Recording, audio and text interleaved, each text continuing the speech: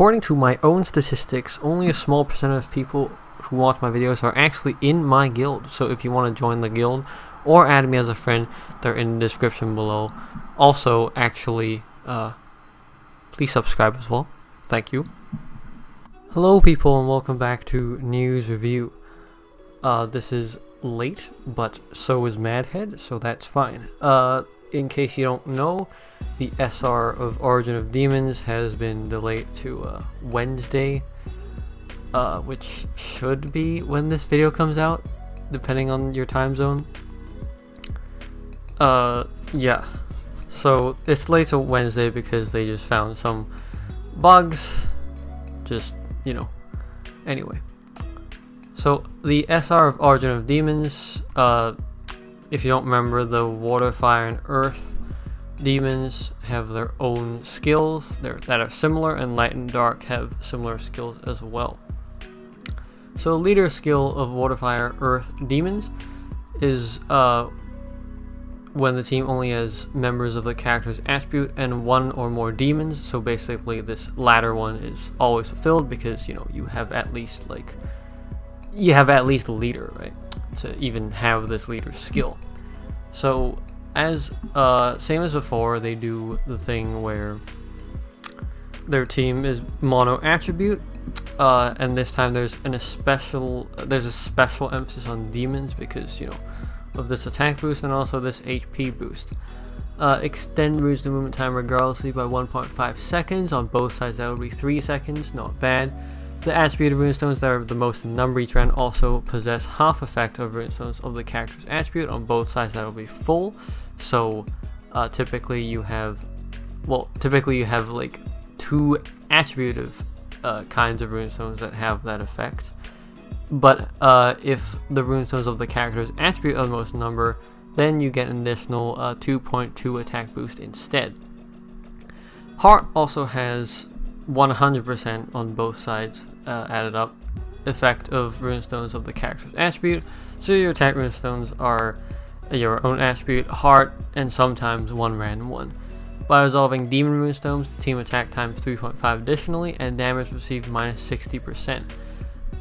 This last point it can come in handy, and in the team skill it does automatically generate demon runestones for you, so you'll be able to activate this last point fairly easily. For Light and Dark, it is also mono attribute, but it builds upon a group of 5 or more runestones of the character's attribute dissolved to increase your attack multiplier. For the team skills, they get an SR skill for the Draconic.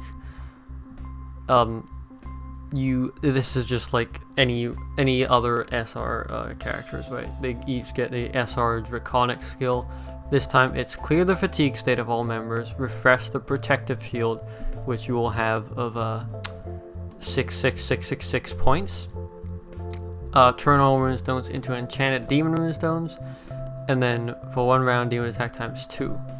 You can activate this and it will deplete the entire Draconic.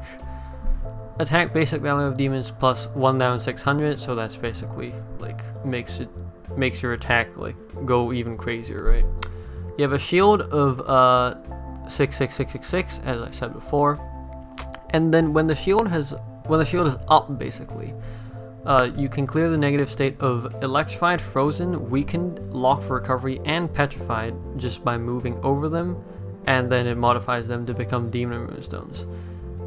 And then last but not least, damage of demons will be dealt regardless of puzzle shield.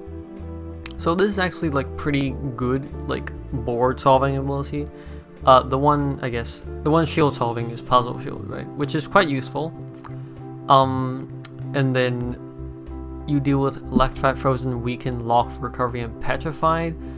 That's just the basic stuff, I guess, that can be dealt with exploding, right?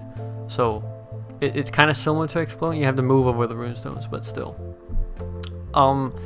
One thing that it doesn't do is that there is no ignoring sticky, there is no ignoring burning. So you'll have to bring along members that can deal with that if needed in the stage. Oh yeah, here. this is not limited to them actually. When the leader and ally are demons, with them in the team, then at the beginning and at the end of each round, modify the bottom row to become demon runestones. So that's just auto demon runestone generation if they are in a demon team, basically. Belial also gains a new team skill. He synchronizes the attribute with that of the leader. This, once again, like, was it like Frigga or something? For the Norse, I believe. This like is a similar thing. Doesn't count for the achievements, obviously, unless it's Earth, right? He launches 4 extra attack as much as 50% of its attack, 1 attribute each. So if you put Belial in the team, it's automatic quintet attack shield solver, just on his own. And then for demons, he gives a 1.8 times multiplier on HP attack and recovery. So basically you'll be putting him in the team no matter what, just because he's good, 1.8 times on all stats. And then for Beelzebub and Mastema, especially, for every group of 5 more runestones dissolved at the end of the round, turn 3 runestones not of the leader's attribute into enchanted demon runestones of the leader's attribute, so basically into light or into dark. Turns runestones that were not already light or dark respectively, so the max 9 runestones to be turned for 3 groups. And then for every group of 5 or more runestones not of leader's attribute dissolved, basically the same thing, except you convert 2 runestones instead of 3, and then the maximum is 6 instead of 9. So this is what I just said about the SR skill of the Draconic. And they have 2 active skills now. First off, extend runestone rune time to 15 seconds. Everything has, everything else other than the character's attribute have the effect of the character's attribute. The more types of runestones dissolved, the higher attack of members of the character's attribute and demons to the max times 3.5. So basically a simple attack boosting skill. Although it is, quite a big attack boosting skill given this 3.5, and then everything else also has the effect of that attribute. For light and dark, they will nullify sticky, which is, okay. As I said before, these teams do not have inbuilt sticky or burning resistance, so this is good. For every group of 4 more runestones dissolved in the first batch, 5 enchanted demon runestones of the character's attribute we generated to the max 30 for 6 groups dissolved.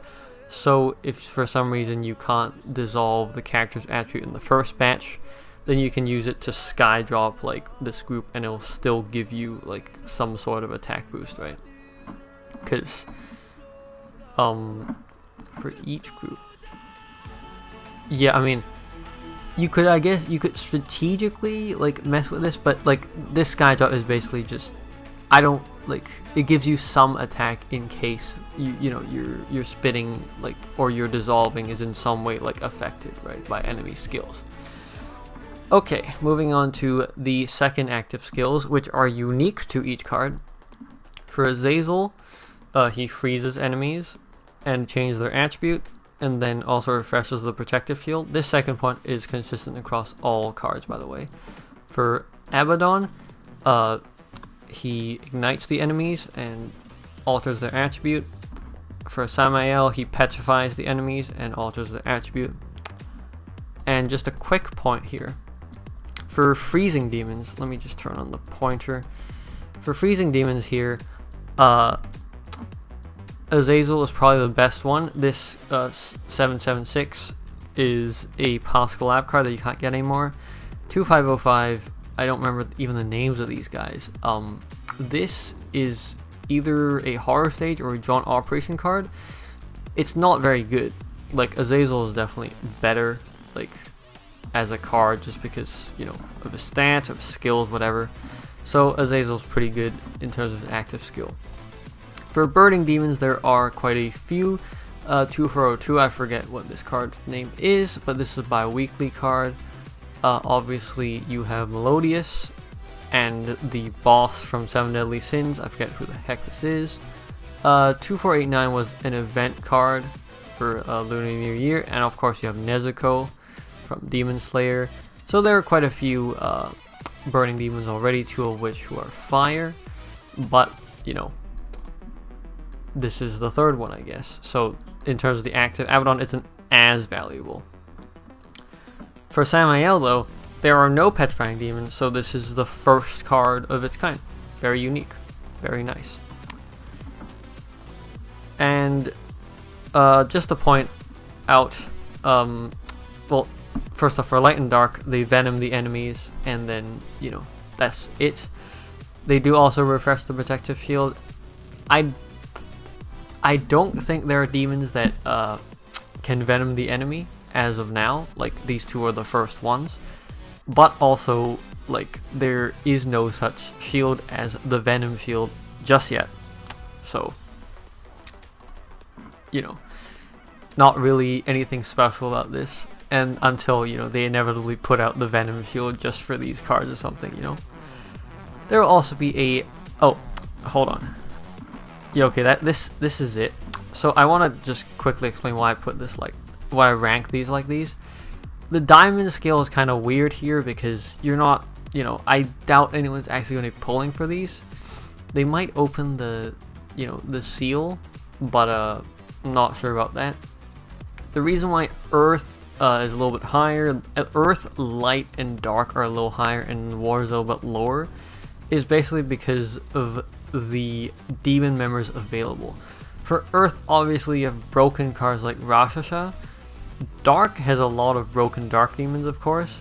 Light has a little bit, once again. Fire is average, and Water actually has like the least amount of water demon members, and they all kind of suck, so that's why Water is ranked a little bit lower than that. So that's the only explanation. I think that these will be good leaders, like especially for the demon achievements. Earth, if you have Rakshasa, definitely, you know, Earth is your first bet. Dark is pretty good. Light, I foresee to be pretty good if you have the correct members. Fire is like, you know, average or below average, and Water is definitely below average just because of the member choice, right? However, you know, they can slot in just any mono attribute member, so if need be, they can, you know, borrow other cards from their own attributes. So that's a thing to keep in mind. There's a new challenge stage. You get 1 Origin of Demons if you complete the Earth stage. If you complete all of them, I assume you get Diamond again, so that this is another free Diamond. There's also a new Ultimate stage and a corresponding Ultimate stage card. This is Reneging Supremacy Zeus, Dark God CD6. His active takes 2 forms, but not 2 effects.